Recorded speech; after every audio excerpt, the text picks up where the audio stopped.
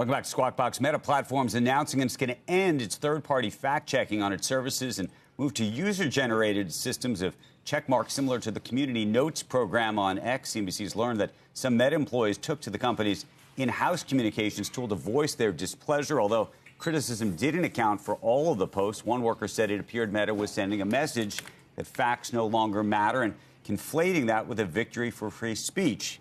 Joining us right now, Chris Kelly, Facebook's former chief privacy officer and former general counsel. He's the founder of Kelly Investments. And let's just start with the basics. What did you think when you first heard this announcement? In many ways, it's a return to a free speech tradition that we very much tried to respect, even as we did more content moderation in the early days of Facebook.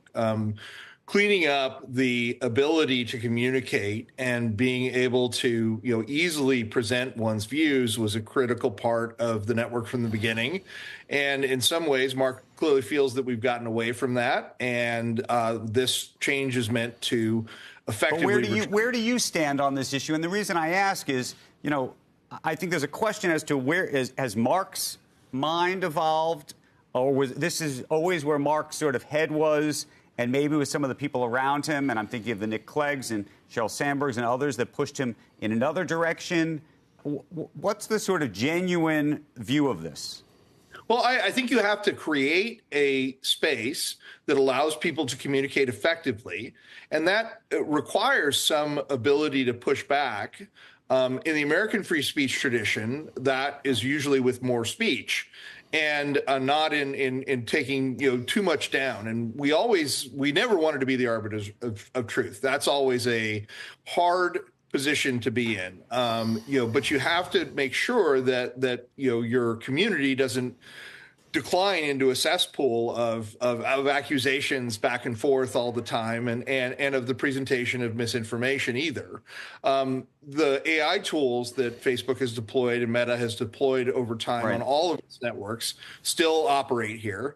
And there will be addressing of child sexual abuse material, of illegal content, things like that. Chris, a huge part of the decisions in the past, I would say, were business decisions. Business decisions based on at least a view, maybe wrongly, but a view that advertisers wanted this kind of control over the platform, or at least people were telling Mark Zuckerberg that. The question now is whether advertisers will stick with the platform. Very interestingly, I would argue to you that X now is obviously a much broader platform today to the extent that it's more free speech oriented, but it hasn't necessarily worked as an advertising platform.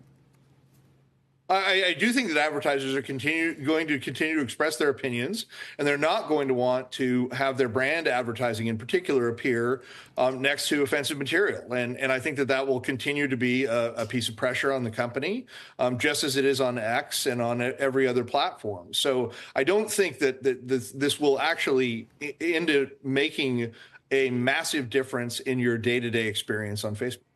So you don't think it changes. Do you think that the experience on X has changed? I do think it has, and we'll see if that works for advertisers over time. I think that there's some encouraging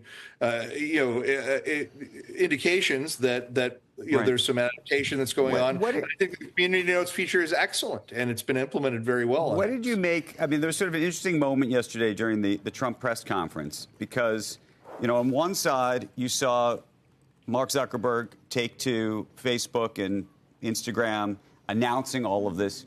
And I think making I hope, genuine argument. I'm sure there are people who question how genuine it was. But then, of course, later in the afternoon, and saying that he was doing it in part because he thinks that politically the country has moved. And then, 3 hours later, you have Trump being asked whether he's effectively doing this genuinely or whether he's doing this because of the threats that have come from Trump. And he says, yeah, probably. Probably because he's doing it under duress. I did see that, but I do think, and having been there in the initial discussions, we always wanted to hew to the American free speech tradition, which is more speech is the answer to difficult speech. That it was Facebook is meant to be a place for discourse, and the de-emphasis of political content and the ability to express yourself is something that I think that there's some regrets around the way that was implemented, Right. particularly in the post-COVID period.